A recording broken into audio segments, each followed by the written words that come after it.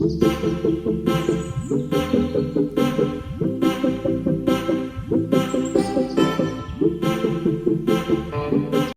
साथियों, मैं अमरदीप कादियान। नमस्ते, प्रणाम, सलाम वालेकुम, सत श्री अकाल, जय मसीह की, राम राम जी, जय माता की। साथियों, आपका स्वागत है मेरे यूट्यूब चैनल डिसेंट एडवाइज में। साथियों, आज हम बात करेंगे Q&A के बारे में, क्वेश्चन एंड आंसर के। सबसे पहला क्वेश्चन लेते हैं राम जी का। हेलो सर, जो लोन राइट ऑफ हो गया है वो भी बेड बैंक रिकवर करेगा? मेरे 2 लोन राइट ऑफ हो गए हैं, 3 लाख ईच, प्लीज एक्सप्लेन करें सर। भाई साहब, ऐसा है, आपके राइट ऑफ हो गए तो मतलब बैंक ने या NBFC कंपनी ने जहां से भी आपने लोन लिए थे वो छोड़ दिए। उसने फ्यूचर में वो रिकवर करने की कोशिश तो करेगा, लेकिन उसने वो अपने खाते में से डिलीट कर दिए, राइट ऑफ कर दिए, मतलब छोड़ दिए। जो उसका प्रॉफिट हुआ ये घाटा उसमें से घटा दिया और बकाया अपना प्रॉफिट शो कर दिया, अपने लेजर में से हटा दिए, बही खाते में से हटा दिए। अब जब बेड बैंक आएगा तो उसको कवर करेगा क्या? पूरे पूरे चांस है भाई साहब कवर करने के। वो तो बैंक तो कबाड़ी है, बेड बैंक तो। बेड बैंक के टॉपिक पे तो मैं ऑलरेडी वीडियो बना चुका हूं। वो बेड बैंक तो जो है वो बैंकों का कबाड़ी है। जैसे हमारे घर में से, आपके घर में से ये कबाड़ी वाले सामान खरीद के ले जाते हैं बहुत सस्ते रेट में, वो हमारे लिए तो कबाड़ होता है। वो 10-20% पे उसको खरीद लेते हैं कीमत के, और वो उसको आगे बेच देते हैं बढ़ा के। ऐसे ही ये कबाड़ी का बैंक होगा। जो बेड बैंक होगा वो किसी को लोन नहीं देगा, ना ही किसी के पैसे जमा करेगा, वो बैंकिंग नहीं करेगा। वो तो ये जो इस टाइप के लोन है, राइट ऑफ हुए हैं, NPA में गए हुए हैं, 2-2 साल हो गए, 5-5 साल हो गए, दे ही नहीं रहे लोग, उनको कवर करेगा। इसको बोलते हैं, इनका जो पोर्टफोलियो है बैंक वालों का, NBFC कंपनी वालों का, उससे NPA नाम का शब्द ही हट जाएगा। क्योंकि वो NPA में जाने के बाद कुछ टाइम कोशिश करेंगे, जब वो देखेंगे तो दिन नहीं भाई, उस कबाड़ी को बेच देंगे। तो ये कवर करने की पूरी पूरी कोशिश करेगा। सुलेश परमार, सर धनी ऐप में से लोन लिया था 50,000 रुपये का, मैंने आधा पैसा भर दिया है, लेकिन अब मेरी परिस्थिति बहुत खराब हो गई है, पैसा नहीं भर पा रहा हूँ। धनी ऐप वालों ने मुझे धमकी देते हैं और गाली देते हैं और जेल भेजने को बोलते हैं। मैं क्या करूं सर, मुझे कोई उपाय बताएं सर।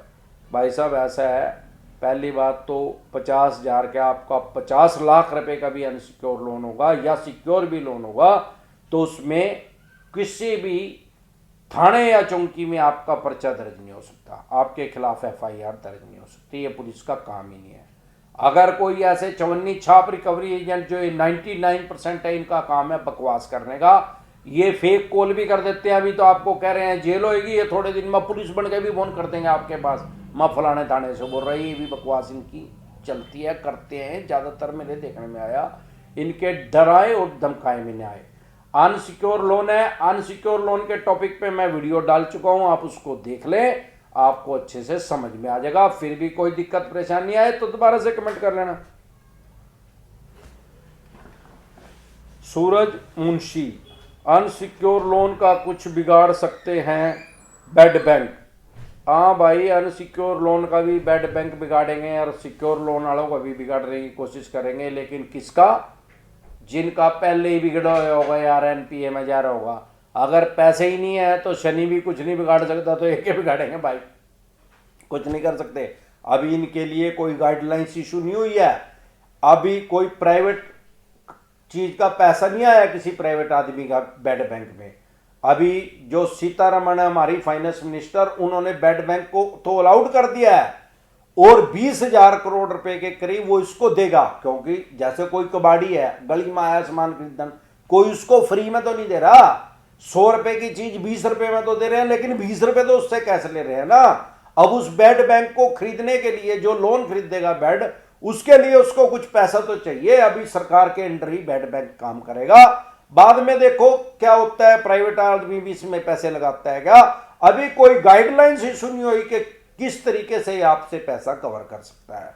अभी देखिए, भविष्य के गर्भ में है, लेकिन ये इसका फायदा भी होगा, घाटा भी होगा। घाटा तो क्या होगा, ये बदमाश के तौर पे काम करेगा, रिकवरी एजेंट रखेगा, इन रिकवरी एजेंटों से भी चवन्नी छाप और बदमाश लेके आएगा, उनसे आपसे पैसा कवर करने की कोशिश करेगा। लेकिन एक इसका फायदा भी हो सकता है कि जैसे अगर आप रिस्ट्रक्चर के लिए अप्लाई कर रहे हैं, वो बैंक या एनबीएफसी कंपनी आपको दे नहीं रही, ये दे देगा, क्योंकि इसने तो 100 रुपए की चीज 20 रुपए में खरीद रखी यार।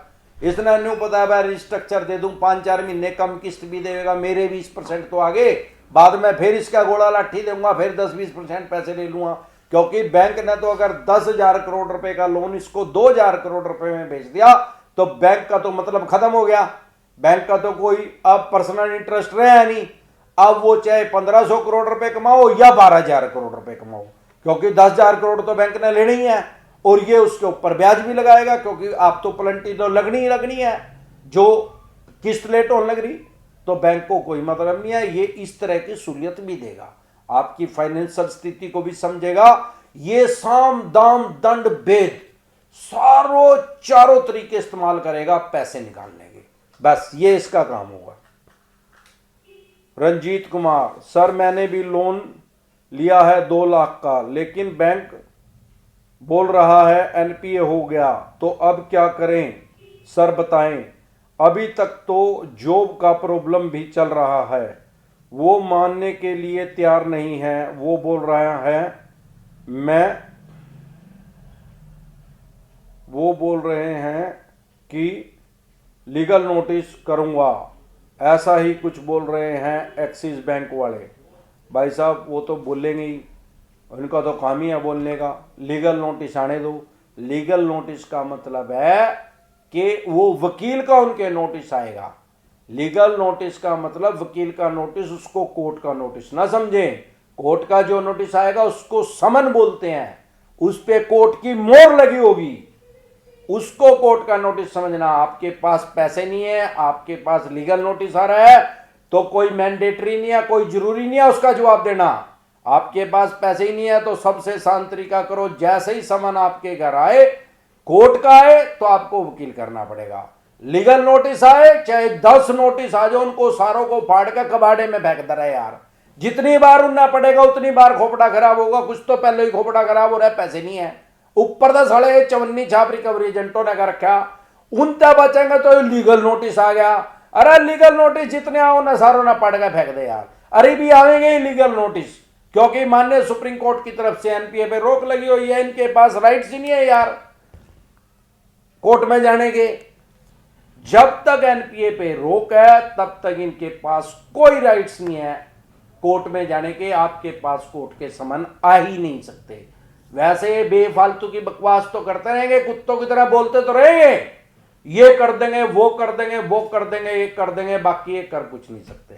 तो इसी तरह की या किसी भी तरह की कोई भी दिक्कत समस्या हो, आपके किसी यार प्यारे रिश्तेदार को कोई भी किसी भी टॉपिक पे उनको एडवाइस चाहिए या आपको एडवाइस चाहिए, तो आप कमेंट करें। नमस्कार।